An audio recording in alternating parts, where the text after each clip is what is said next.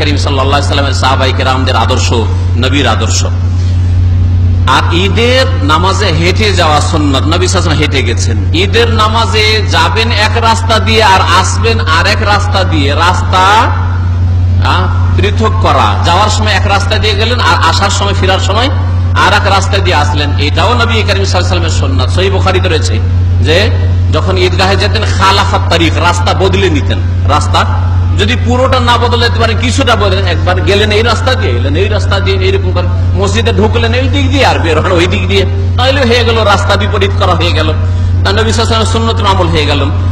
ঈদ যখন আসবে, ঈদের সময় সাহাবায়ে কেরামরা সালাফ সালেহরা পরস্পরকে তাকাব্বালাল্লাহু মিন্না ওয়া মিনকুম বলতেন, আল্লাহ আপনাদের কবুল করেন আমাদেরও যেন কবুল করেন।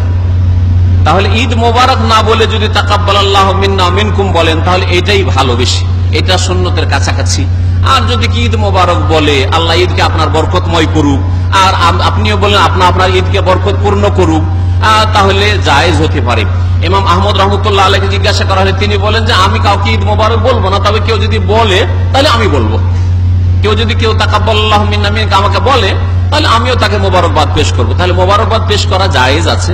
আর কেউ যদি পেশ করে তাহলে তাকে আপনি জবাব দেবেন, কোনো অসুবিধা নেই।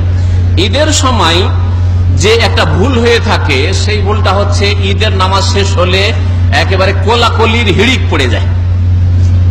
বাংলাদেশে ইন্ডিয়াতে কোলাকুলি যে শুরু হয়, সালাম ফিরা হলেই শুরু হয়ে গেল, তাই না?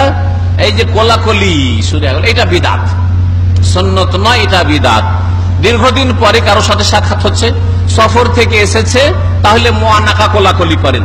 আর ঈদ একসাথে গেলেন আর ঈদের নামাজ পড়ার পরে মুআনাকা করা শুরু করলেন, এটা একবার নিছক বিদআত।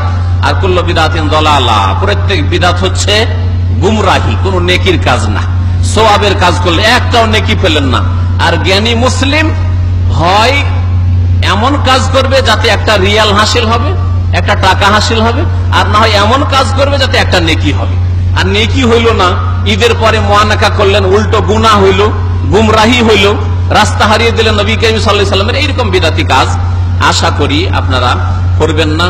আল্লাহ পাক রব্বুল আলামিন আমাদের গুনাহ খাতা মাফ করেন। আবার বলছি আপনাদেরকে যে আল্লাহর ওয়াস্তে তওবা করেন, আস্তাগফিরুল্লাহ ওয়া আতুবু ইলাইহি। রমজান শেষ হয়ে গেল, হয়তো কিছুক্ষণ পরেই রমজান শেষ, সুতরাং আল্লাহ পাকের কাছে তওবা করেন। আল্লাহ আমাদের সকলে যেন তওবা কবুল করেন।